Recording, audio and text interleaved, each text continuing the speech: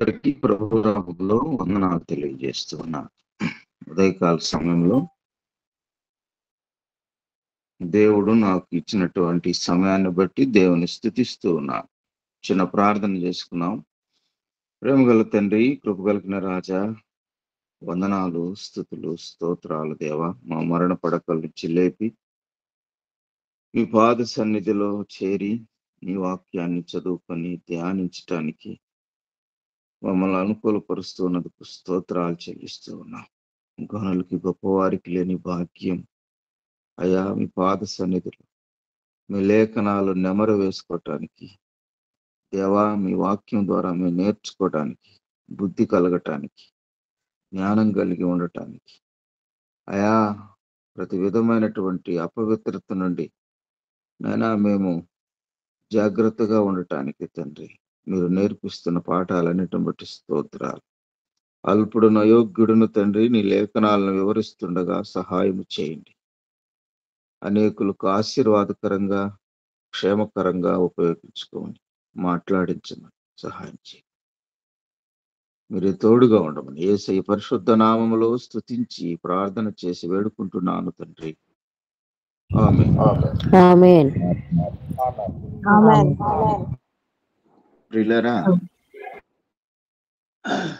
దేవుని యొక్క లేఖనాన్ని మనం చదువుకున్నాం. యాకోబు పత్రిక 1వ అధ్యాయము 14-15 వచనం. ప్రతివాడు తన స్వకీయమైన దురాశ చేత ఏడవబడి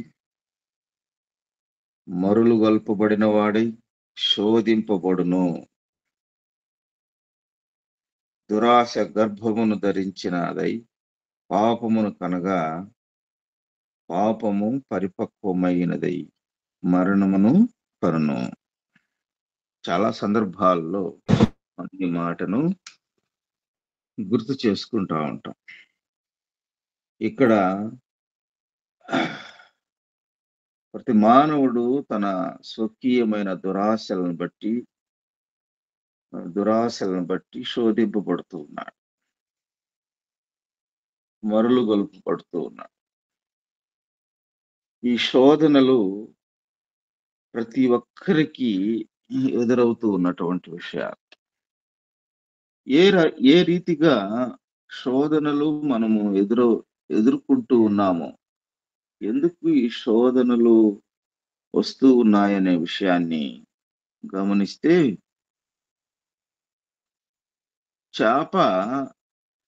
చెరువులో ఉన్న చేప గాలాన్ని చూసి ఏమనుకుంటుంది? గాలానికి ఉన్నటువంటి ఎరతో కూడినటువంటి గాలం ఉంటది కదా, ఆ ఎరను మాత్రమే తిని గాలానికి దూరంగా ఉండగలను అని ఆలోచిస్తుందంట. కానీ ఎర కింద ఉన్నటువంటి గాలము యొక్క ముళ్ళును తప్పించుకోవటం దానికి ఇంకా అర్థం కాకే దాని మీద ఆశపడుతూ ఉన్నది. అలాగా దాని చుట్టూ తిరుగుతూ గాలం చుట్టూ తిరుగుతూ ఆ ఎరను తీసుకున్నప్పుడు గాలానికి బలి అయిపోతూ ఉంది. అలాగ మానవులు ఈనాడు దురాశల చేత వాటి దగ్గరికి ఏడవబడి చుట్టూ తిరుగుతూ దాని యొక్క శోధనకు గురైపోతూ ఉన్నారు. ఆ దురాశకు లోనైపోతూ ఉన్నారు. ఈ దురాశ రావడానికి కారణము మనలో ఉన్నటువంటి దాగి ఉన్నటువంటి ఆశ, ఎక్కడో దాంకొని ఉన్నటువంటి ఆశ. ఇంకా చెప్పాలంటే కొన్ని అవకాశాలు వస్తాయి. ఆకర్షణలకి గురవుతాం. కొన్ని ఆకర్షణలు ఉన్నాయి, కొన్ని అవకాశాలు ఉన్నాయి. ఆ అవకాశం ఎలా వస్తుందంటే చాలా సులభంగా వస్తుంది. ఎవరు చూడట్లేదు, ఎవరు గమనించట్లేదు, ఎవరికి తెలియదులే అన్నట్లుగా వస్తాయి. అలాంటి అవకాశాలను అందిపుచ్చుకోవటంలో ఈ శోధనకు గురైపోతాం. ఈ ఆకర్షణలకు లోనవ్వడం ద్వారా ఈ శోధనలకు గురైపోతాం. ఇంకా చెప్పాలంటే కొన్ని కార్యాలు వెంటనే చేసేస్తాం. ఆశపడడం వల్ల అలాంటి క్రియలు జరుగుతాయి. ఇంకా చెప్పాలంటే నా సహోదరులారా, ఒక తప్పును ఒప్పుకోకుండా నిర్లక్ష్యం చేస్తూ ఉంటాం. దేవుని దగ్గర ఒప్పుకొని విడిచిపెట్టకుండా ఆ తప్పును నిర్లక్ష్యం చేస్తూ శోధనలకు గురి అయిపోతాం. శోధనలకు గురి అయిపోతాం. కాబట్టి ఈ ఆశలు, వచ్చినటువంటి అవకాశాలు, ఆకర్షింపబడినటువంటి విధానాలు, చేస్తూ ఉన్నటువంటి కార్యాలు, క్షమించమని అడగకుండా నిర్లక్ష్యం చేసినటువంటి సందర్భాలన్నిటిని బట్టి కూడా నువ్వు శోధింపబడి ఏడవబడతావు. ఏడవబడి మరులుగొల్పబడిన వాడై, శోధింపబడిన వాడై, గర్భాన్ని ధరించి, పాపము చేసి, పాపము పరిపక్వమై మరణిస్తావు, చచ్చిపోతావు. ఇలాంటి పాపిష్టికరమైనటువంటి లోకములో మనం జీవిస్తూ ఉన్నాం. యేసు రక్తము ప్రతి పాపముల నుండి మనలను పవిత్రులుగా చేయును అని లేఖనము ఉన్నప్పుడు, ప్రతి పాపముల నుండి మనల్ని విమోచించిన దేవుడు పక్కన పెట్టేసి, దేవుణ్ణి పక్కన పెట్టి, వాక్యాన్ని పక్కన పెట్టి, సహవాసాన్ని పక్కన పెడితే, ఆయా సందర్భాలలో నీవు నిన్ను శోధింపబడుతూ ఉంటావు. సాతానుడు శోధించి ఏడవబడిన వాడవై మరణానికి అప్పజెప్పేస్తాడు. కాబట్టి ప్రతివాడు ఈ విధంగా శోధింపబడుతూ ఉన్నాడు. లేఖనాల్లో మనం గమనిస్తే సంసోను శోధింపబడ్డాడు. మనకు తెలుసు కదా ఆ చరిత్ర. సంసోను శోధింపబడటం న్యాయాధిపతుల గ్రంథంలో గమనిస్తాం. 16వ అధ్యాయం. న్యాయాధిపతుల గ్రంథము 16వ అధ్యాయంలో ఏ విధంగా శోధింపబడ్డాడో ఒక మాట చదువుకోవచ్చు. 16వ అధ్యాయంలో మొదటి వచనం. తరువాత సంసోను గాజాకు వెళ్ళి వేశ్యనొకతెను చూచి ఆమె యొద్ద చేరెను. దేవుని చేత ఏర్పాటు చేయబడినటువంటి సంసోను, నాజీరు చేయబడినటువంటి సంసోను, దేవుని న్యాయాధిపతి అయినటువంటి సంసోను, దేవుని ప్రజలను రక్షించటానికి పుట్టింపబడిన సంసోను, బలము కలిగినటువంటి సంసోను, నాజీరు చేయబడి ప్రత్యేకమైనటువంటి జీవితాన్ని జీవించటానికి పుట్టించినటువంటి సంసోను ఏమవుతూ ఉన్నాడు? శోధనకి గురవుతూ ఉన్నాడు. ఎలాగా? గాజాకు వెళ్ళి పోరాని ప్రదేశానికి వెళ్ళాడు. ఎక్కడికి వెళ్ళాడు? వేశ్యనొకతెను చూశాడు. ఆమె యొద్ద చూడడం కాదు, ఆమె యొద్దకు చేరెను. ఆమె యొద్దకు చేరెననే మాట గమనిస్తాం కదా. 4వ వచనాన్ని చదువుతూ ఉన్నా చూడండి. పిమ్మట అతడు 16వ అధ్యాయము 4వ వచనాన్ని చదువుతూ ఉన్నాను, గమనించండి. పిమ్మట అతడు షోరేకు లోయలో ఉన్న దెలీలా అను స్త్రీని మోహింపగా, యవనస్తుడు, పెండ్లి కానివాడు, బలము కలిగిన వాడు, దేవుని చేత ఏర్పాటు చేయబడినటువంటి వాడు ఎక్కడున్నాడు? శోధనకు బలైపోతూ ఉన్నాడు. అతడు షోరేకు లోయలో ఉన్న దెలీలా అను స్త్రీని మోహించాడు.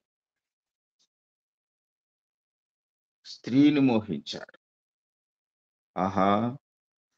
దేవుని బిడ్డ, దేవుని సొత్తు, నాజీరు చేయబడిన వ్యక్తి ఎవరిని మోహించాడు? ఎవరిని మోహించాడు? దెలీలాను స్త్రీని, వేశ్యా స్త్రీని, దెలీలాను స్త్రీని మోహించినారు. ఎవరిని ఇష్టపడుతున్నావు? ఎవరిని మోహిస్తూ ఉన్నావో, ఏ రీతిగా ఏడవబడుతూ ఉన్నావో, పాపాన్ని ధరిస్తూ ఉన్నావో, మరణించటానికి సిద్ధపడుతూ ఉన్నావో గమనించాలి. మోహించినాడు అనే మాట మనం గమనించాలి. అదే వచనంలో, అదే అధ్యాయములో అనేక మాటలు మనం చదువుకోవచ్చు ఈ అధ్యాయం అంతా. సరే, మనకు సమయం లేదు కనుక ఇంకొక మాట చదువుతాను. 16వ వచనం. ఆమె అనుదినమును మాటల చేత అతన్ని బాధించి తొందర పెట్టుచున్నందున అతడు ప్రాణము విసికి చావగోరెను. ప్రతి దినము ఆమెతో గడుపుతూ ఉన్నాడు. ఆమె అతన్ని పట్టించాలి, డబ్బు తీసుకోవాలి.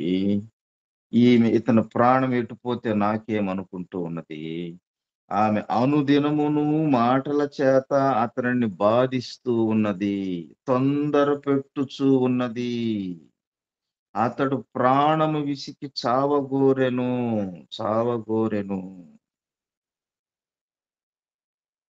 నీ బలం ఎక్కడున్నది?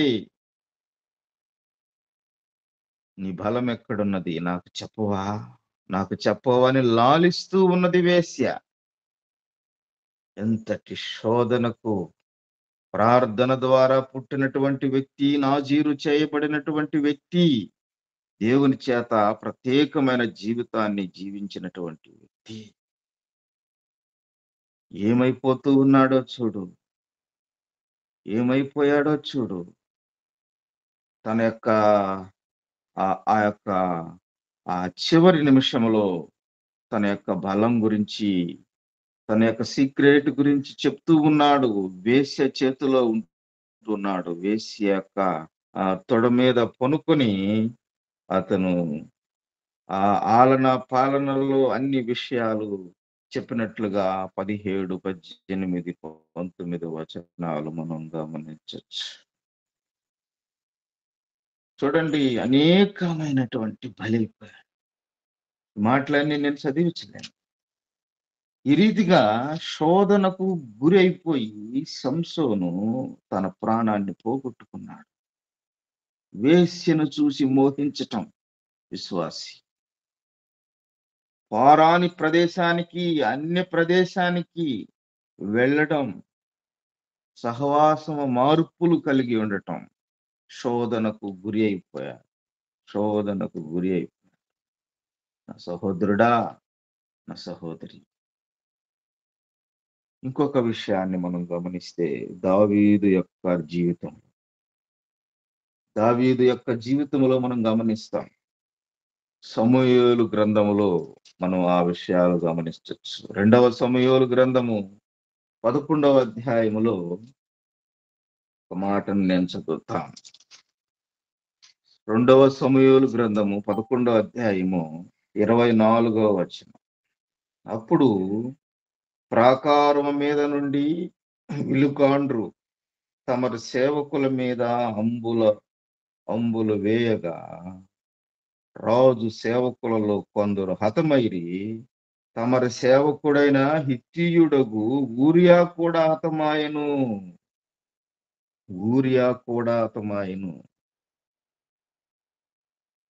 దావీదు యొక్క కపట ఆలోచన ఇక్కడ సక్సెస్ అయింది. దావీదు యొక్క దురాశ, దావీదు యొక్క పాపము, దావీదు యొక్క మోసము, దావీదు యొక్క ఆ లోక పాపాన్ని ధరించిన వాడే,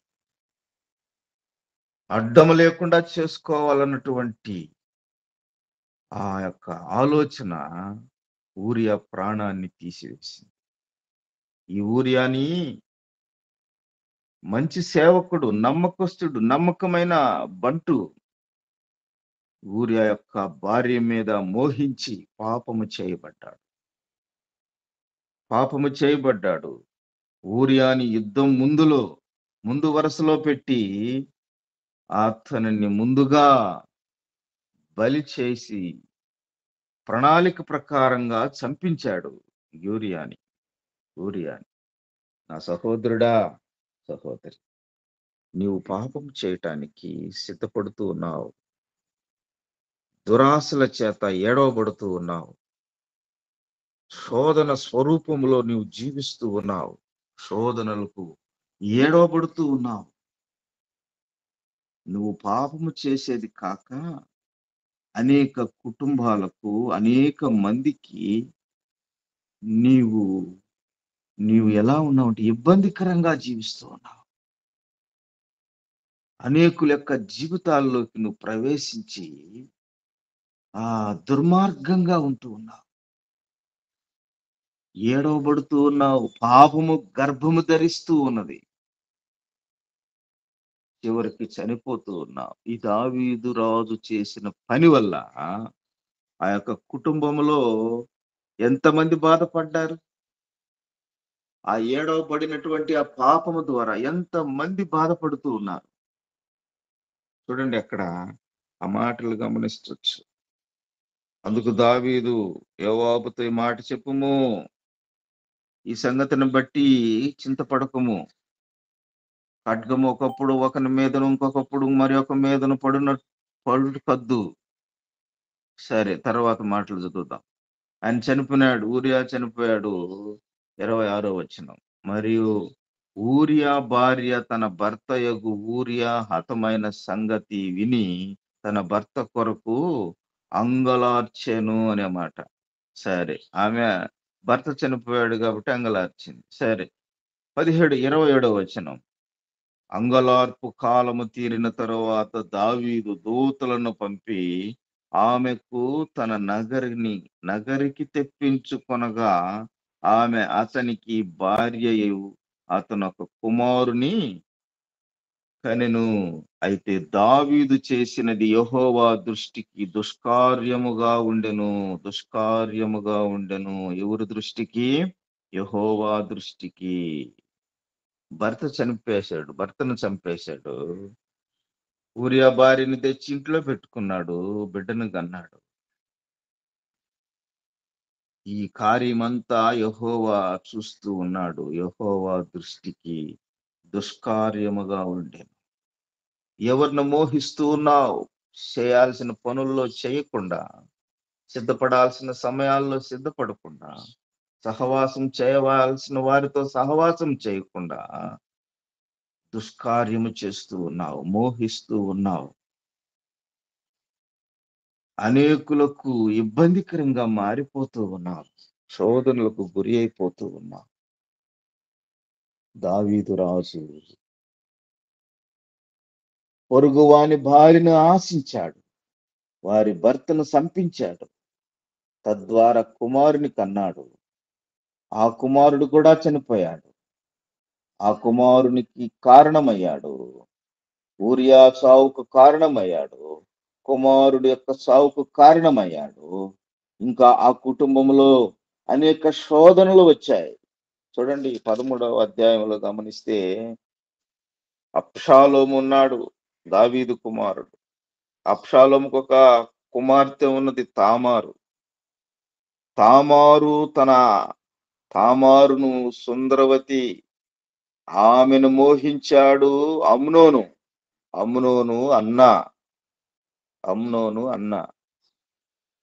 అన్న మోహించటం ఏందండి? చెల్లెల్ని.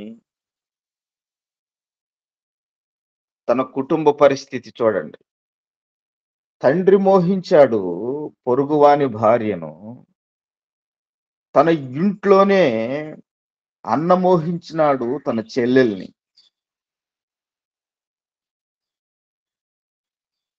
శోధనకు గురి అయినప్పుడు గర్భాన్ని ధరిస్తావు. గర్భాన్ని ధరించినప్పుడు మరణిస్తావు. ఈ లేఖనాలు నీ హృదయాన్ని తాకటం లేదా నా సహోదరి, సహోదరుడా? నిన్ను గద్దించటం లేదా? నీకు వివరించటం లేదా? పాపము పరిపక్వమైపోతే ఏమవుతుందో అని జ్ఞాపకం చేసుకో. ఏ శోధనలో ఉన్నావో. కాబట్టి దావీదు యొక్క కుటుంబములో అబ్షాలోము చనిపోతాడు. అమ్నోను చనిపోతాడు. దావీదు యొక్క కుటుంబములో నలుగురు చనిపోవడానికి కారణమవుతాడు దావీదు. ఎందుకు? శోధనకు గురి అయిపోయాడు. పొరుగువాని భార్యను మోహించాడు. మోహించటమే కాదు, వారి ప్రాణాలన్నిటినీ ఆ పోవడానికి కారణమైపోయాడు.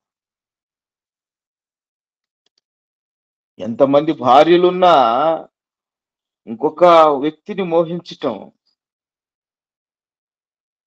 దేవుని బిడ్డలకు తగదు కదా.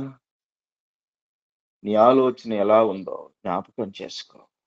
ఇలాంటి శోధనలకు గురి అయిపోయి ఏడవబడి మరులు గొల్పబడి ఎవరు చూడట్లేదు. ఎవరికి తెలియదు. వచ్చింది అవకాశం. ఈ అవకాశాన్ని ఉపయోగించుకో. ఆకర్షణకు లోబడి ఇలాంటి పాపానికి చోటిస్తూ ఉన్నప్పుడు కుటుంబము అంతా, కుటుంబం కాదు కదా, ఇతని జీవిత కాలం అంతయు బిడ్డలను తలుచుకుంటూ ఎంత బాధపడుతూ ఉన్నాడు. కాబట్టి గుర్తు చేసుకోవాలి. ఒప్పుకోవాల్సిన వాటిని నువ్వు ఒప్పుకొని విడిచిపెట్టకపోతే నువ్వు శోధనకు గురి అయిపోతావు. నిరంతరము పాపములోనే ఉండిపోతావు. నిరంతరము మరణాన్ని చుట్టూ మరణ నీడలో ఉంటావు. అవకాశం వచ్చిందిలే అని ఉపయోగించేసుకున్నావు అనుకో, ఎవరు చూడట్లేదులే, ఎవరికి తెలియట్లేదులే, చూసిందల్లా ఆకర్షింపబడినట్లయితే ఇలాంటి శోధనకు గురి అయిపోతాం. నా సహోదరుడా, సహోదరి, జ్ఞాపకం చేసుకో. ఇంకా చెప్పుకోవాలంటే లోకాశలున్నాయి, లోకంలో కోపం ఉన్నది, లోకంలో మనం చెప్పుకోవాలంటే భోజనం ఉన్నది. ఈ శోధనలకు ప్రేరకాలు ఇవన్నీ. శోధనలు రావడానికి ఇవన్నీ, వీటికి వస్త్రాలున్నాయి, లోక ఘనతలున్నాయి, దురాశ ఉన్నది, నిరాశ ఉన్నది, సోమర్తనం, లైంగిక వాంఛ, గర్వం, రకరకాలైనటువంటి ఈ శోధనకు గురి అయినటువంటి పరిస్థితి. అసూయ, డబ్బు సంపాదన, అబద్ధాలు, అవసరానికి అబద్ధం ఆడేస్తావు, పేరు ప్రఖ్యాతం, సుఖానుభవాలు, ఇలాంటి అనేకమైనటువంటి శోధనలకు గురి అయిపోయేటటువంటి. అందుకనే విశ్వాసి ప్రార్థన విజ్ఞాపనల ద్వారా తన అవసరాలను తీర్చుకుంటాడు. ప్రార్థన విజ్ఞాపనల ద్వారా తన అవసరాలు తీర్చుకోవటానికి నిరీక్షిస్తాడు, విశ్వసిస్తాడు. దేవుని చిత్తమైతే ఆ పని చేద్దాంలే అని సంభాషించుకుంటాడు. నా సహోదరుడా, నా సహోదరి, ఏ విషయాలకు ఆశపడుతూ ఉన్నావో గమనించండి. కొరింథీ రాసిన పత్రికలు ఒక మాట చదువుకోవచ్చు. కొరింథీ రాసిన మొదటి పత్రిక 10వ అధ్యాయములో ఒక మాట నేను చదువుతాను. 10వ అధ్యాయము 11వ వచనం. మాట ఏమంటున్నాడంటే, ఇప్పుడు చెప్పుకున్నాం కదా సంసోను గురించి, దావీదు గురించి. 10వ వచనాన్ని కూడా చదువుతాను. సరే, 11 చదువుతాను. ఈ సంగతులు దృష్టాంత రూపకములుగా వారికి సంభవించి యుగాంతమందున్న మనకు బుద్ధి కలుగుటకై వ్రాయబడెను. అర్థమైందా? నీకు నాకు మనందరికి బుద్ధి కలగటానికి రాయబడ్డాయి. పాత నిబంధనలో ఉన్నటువంటి చరిత్ర ఉన్నది ఉన్నట్టు, అది తప్పైతే తప్పు, ఒప్పు అయితే ఒప్పు, ప్రతి ఒక్కరి జీవితాల్లో ఉన్నటువంటి ప్రతి సమస్యను ఉన్నది ఉన్నట్టు రాయించినటువంటి పరిశుద్ధాత్మ దేవుడు ఎందుకు రాయించినాడంటే, మనకు బుద్ధి కలగటానికి. ఈ సంగతులు దృష్టాంత రూపకములుగా వారికి సంభవించాయి. యుగాంతమందున్న మనకు బుద్ధి కలగటానికి రాయించాడు. ఆ మాటలను చదువుకోవచ్చు. తాను నిలుచున్నానని తలంచుకున్నవాడు పడకూడనట్లు జాగ్రత్తగా చూసుకోవాలి. సాధారణముగా మనుషులు కలుగు శోధన తప్ప మరి ఏది సంభవింపలేదు. దేవుడు నమ్మదగిన వాడు. మీరు సహింపగలిగినంత కంటే ఎక్కువగా ఆయన మిమ్మల్ని శోధింపబడనీయడు.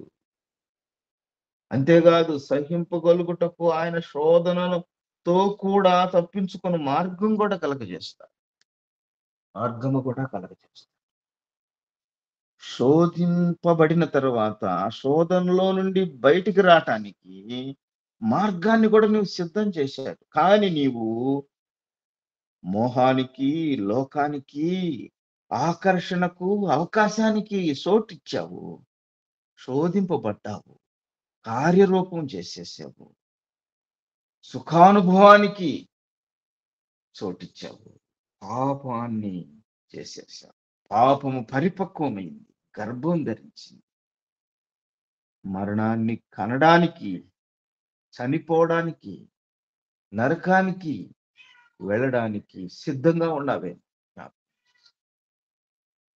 అది కాదు ప్రభువు నీకు నేర్పించింది.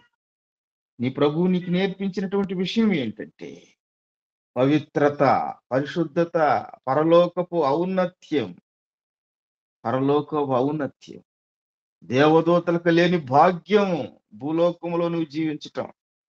యేసు ప్రభు నిజమైన దేవుడని చెప్పటం, సాక్ష్యం ద్వారా చెప్పటం, సాక్ష్యాన్ని కాపాడుకోవటం, సువార్త చెప్పడం. దేవదూతలకు లేని భాగ్యము విశ్వాసి. దేవదూతలకు లేని భాగ్యాన్ని నీకు ఇచ్చినాడు. ఇంతటి భాగ్యాన్ని నిర్లక్ష్యం చేస్తున్నావేమో. శోధనలకు గురి అయిపోయి, ఈ లోకము లోకాశలకు గురి అయిపోయి. నా సహోదరుడు, నీకు బుద్ధి కలగటానికి రాయించి పెట్టాడు. అందుకనే నువ్వు నేను ఈనాడు చదువుకుంటూ ఉన్నాం, సహవాసం చేస్తూ ఉన్నాం, ఉదయకాల సమయంలో హెచ్చరించుకుంటూ ఉన్నాం. బుద్ధి కలగటానికి. నా సహోదరుడా, సంఘ క్రమములో నీవు నివసించు, వాక్య క్రమములో నీ జీవితాన్ని కొనసాగించు అని హెచ్చరిస్తూ ఉన్నాడు.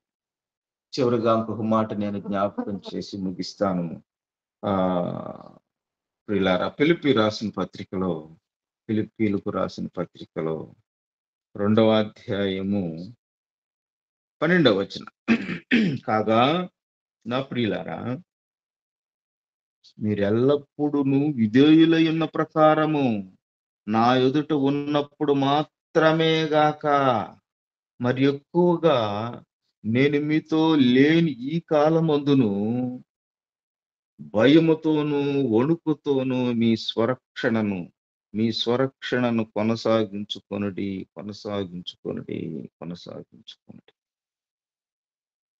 అర్థమైందా? సువార్త చెప్పినప్పుడే కాదు, చర్చిలో ఉన్నప్పుడే కాదు, పాస్టర్ మీ దగ్గర ఉన్నప్పుడే కాదు, మీరు విధేయత చూపటం. నీ విధేయత ఎల్లప్పుడూ ఉండాలి. అన్ని సందర్భంలో ఉండాలి. ఇంట్లో ఉన్నప్పుడే కాదు, వీధిలో ఉన్నప్పుడే కాదు, సంఘంలో ఉన్నప్పుడే కాదు. నువ్వు చేసే ప్రతి పనిలో ఉండాలి విధేయత. మీరెల్లప్పుడూ విధేయులై ఉన్న ప్రకారము నా ఎదుట ఉన్నప్పుడు మాత్రమే గాక మరి ఎక్కువగా నేను మీతో లేని ఈ కాలమందున భయముతో, వణుకుతో మీ స్వరక్షణ కొనసాగించండి. రక్షణ కొనసాగించటం చిన్న విషయం కాదు. రక్షణను కొనసాగించటం ఈ పాపిష్టి లోకములో కష్టంతో కూడిన పని. అయినా సహవాసం, వాక్యం, ప్రార్థన, సువార్త, సాక్ష్యము, ఇవన్నిటినీ కలబోసుకున్నప్పుడు, వీటన్నిటిని నువ్వు అనుదినము చేస్తూ ఉన్నప్పుడు, కొంతమంది పాస్టర్ ముందే భలే విధేయత కలిగి ఉంటారు కదా. సంఘములో ఉన్నప్పుడు భలే విధేయత ఉంటారు.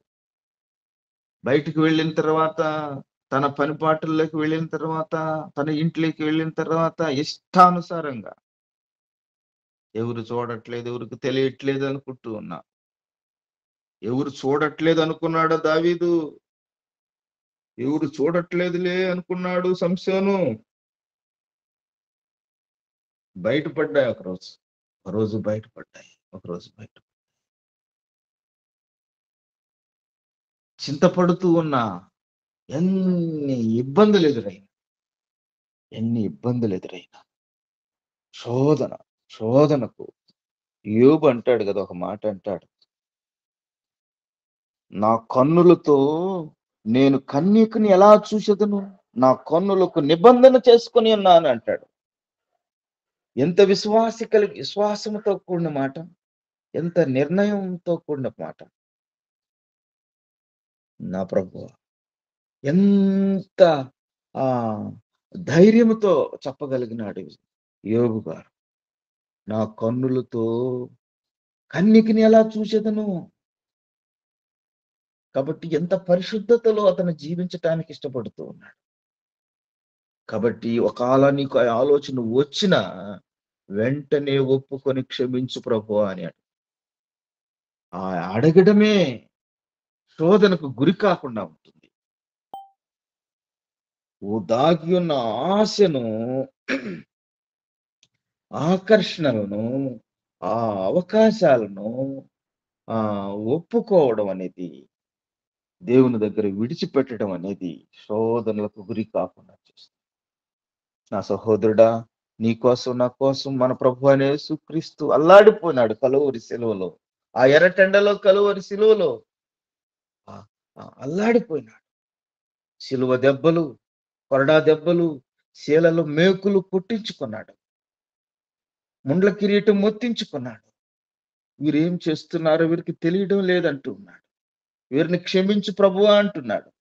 ఇంతటి ప్రేమమూర్తి, ఇంతటి శిలువ యాగాన్ని నీ కోసం నా కోసం, మనందరి పాపాలను క్షమించటం కోసం కలువరి శిలువలో మరణించి తిరిగి లేచిన ఆ మృత్యుంజుడైన యేసుక్రీస్తు నామములో విశ్వసించిన నా జీవితం దేవుని కోసం ఎదురు చూసేవిగా ఉండాలి.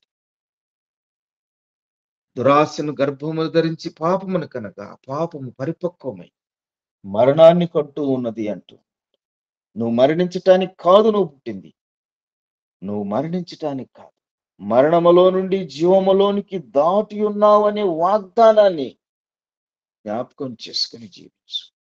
ఈ లోకంలో నువ్వు పాపాన్ని ఒప్పుకున్నప్పుడు, విడిచిపెట్టినప్పుడు నువ్వు దేవుని బిడ్డవైనా, దేవుని జీవములో జీవిస్తూ ఉన్నావు. జీవార్థమైనటువంటి మారు మనసు కలిగినటువంటి జీవితంలో నీ జీవితాన్ని కొనసాగిస్తూ ఉన్నావని ధైర్యముగా చెప్పి ధైర్యముగా జీవించు. సాతానుడు నీ నుండి, నీ శోధన నుండి పారిపోతాడు. కాబట్టి జ్ఞాపకం చేసుకో, దేవుని ప్రేమను గుర్తిరుగు. అట్టి కృప, అట్టి దీవెనలు మనకందరికీ దయచేయును గాక. ఆమేన్. అందరికీ వందనాలు. అందరికీ ప్రభువైన యేసుక్రీస్తు నామములో వందనాలు. ఈ దినము ప్రార్థనకి నాకు ఇచ్చిన సమయాన్ని బట్టి వందనాలు. ప్రార్థన చేసుకున్నామండి. మా ప్రేంగల నాయన, దయగల తండ్రి, పరిశుద్ధమైన దేవ, మీ పరిశుద్ధమైన ఘనమైన నామానికి మరి ఒకసారి వందనాలు, స్తుతి స్తోత్రాలు చేయించుకున్నాను తండ్రి. ప్రభువా, గడిచిన దినమంతా మీ యొక్క కృపా కాపుదలతో నన్ను మమ్మల్ని కాచి కాపాడి మరి ఒక నూతన దినంలో తండ్రి ప్రభువా ప్రవేశపెట్టినందును బట్టి, ఆయుష్ను పొడిగించినందును బట్టి మరి ఒకసారి మీకు వందనాలు, స్తుతి స్తోత్రాలు చెల్లించుకున్నాను తండ్రి. ఉదయకాల సమయంలో యూసీవై టీం మెంబర్స్ తో కూడా కలిసి చేరి తండ్రి ప్రభువా మిమ్మల్ని స్తుతించి మీ యొక్క వాక్యాన్ని ధ్యానించుకొని తండ్రి ప్రభువా ప్రార్థనలో గడిపే అవకాశాన్ని మాకు అనుగ్రహించినందును బట్టి మీకే వందనాలు, స్తుతి స్తోత్రాలు చేయించుకున్నాను తండ్రి. ఈ దినం వాక్యాన్ని అందించిన పీటర్ అన్నను బట్టి మరి ఒకసారి మీ యొక్క పాసనలో మొరపెట్టుకున్నాను తండ్రి. అవును నాయనా తండ్రి, శోధన అనే అంశం మీద తండ్రి అన్న వాక్యాన్ని అందించారు తండ్రి. మందుని బట్టి మీకు వందనాలు తండ్రి. అవును నాయనా తండ్రి, దావీదు తండ్రి, సంసోను తండ్రి ప్రభువా వారి యొక్క జీవితంలో తండ్రి ప్రభువా తప్పుడు అడుగే వేసి తండ్రి ప్రభువా ఎంతో నష్టపోయారు తండ్రి ప్రభువా. తండ్రి ప్రభువా దావీదైతే తండ్రి తిరిగి దావీదు సంసోను ఇద్దరు తిరిగి పశ్చాత్తాపడి మీ యొక్క కృపను పొందుకున్నారు. అయితే తండ్రి దాని వల్ల వచ్చిన నష్టం తండ్రి ప్రభా ఎంతో ఘోరమైంది, భయంకరమైనది తండ్రి. అవును నాయన, మా జీవితాల్లో కూడా తండ్రి ఎన్నోసార్లు మేము శోధనలో పడిపోతున్నాం తండ్రి ప్రభా. దయతో జ్ఞాపకం చేసుకోండి. అందును బట్టి మీరు ఇచ్చిన వాక్య భాగాన్ని బట్టి ఈ దినం తండ్రి మరి ఒకసారి వందనాలు, స్తుతి, స్తోత్రాలు చెల్లించుకున్నాను తండ్రి. అవును నాయన తండ్రి, అన్యులతో సహవాసము, అన్యులతో తండ్రి సమయం గడిపి తండ్రి ప్రభా చిన్నగా తండ్రి వాళ్ళ వైపు తిరిగి తండ్రి ప్రభా మేము మా యొక్క సమయాన్ని ఎంతో వృధా చేసుకుంటున్నాం తండ్రి. వాళ్ళతో సహవాసం చేసేటప్పుడు తండ్రి వాక్యాన్ని నిర్లక్ష్యం చేయడం, ప్రార్థన నిర్లక్ష్యం చేయడం వల్లే తండ్రి మేము తండ్రి ప్రభా శోధనలో పడిపోయి ఎంతో తండ్రి అపజయం పాలయ్యి తండ్రి ప్రభా మా జీవితాల్లో ఎంతో నష్టపడిపోతున్నాం తండ్రి. ప్రార్థన బలాన్ని మేము కోల్పోతున్నాం తండ్రి ప్రభా. తండ్రి ఈ రోజు వాక్యాన్ని బట్టి మరి తిరిగి మేము తండ్రి జాగ్రత్త పడి తండ్రి శోధనని జయించడానికి ఏ విధంగా యోసేపు తండ్రి పాపం నుండి పారిపోయాడో తండ్రి ప్రభా, ఆ విధంగా తండ్రి ప్రభా మేము కూడా పాపం నుండి పారిపోయి తండ్రి ప్రభా తండ్రి శోధనని జయించగలిగి తండ్రి శక్తిని పొందినట్లు మీరే సహాయం అనుగ్రహించమని ప్రార్థిస్తున్నాను తండ్రి. ఎంతో ఈ తండ్రి సమయం తండ్రి ఈ యొక్క ప్రస్తుత పరిస్థితిలో మేము ఎంతో జాగ్రత్తగా ఉండడానికి, నడుచుకోవడానికి సహాయం చేయండి ఆయన. యవనస్తులంగా తండ్రి ప్రభా ఏ వయసు వాళ్ళైనా ఇప్పటికీ తండ్రి ప్రభా ఎంతో జాగ్రత్తగా నడుచుకోవడానికి మీరే సహాయం అనుగ్రహించమని ప్రార్థిస్తున్నాను తండ్రి. ఇచ్చిన వాక్య భాగాన్ని బట్టి మరి ఒకసారి మీకే వందనాలు, స్తుతి, స్తోత్రాలు చెల్లించుకుంటూ యేసయ్య పరిశుద్ధమైన దివ్యమైన నామంలో ప్రార్థించి అడిగి వేడుకుంటున్నాను తండ్రి. ఆమేన్. ఆమేన్. ఆమేన్.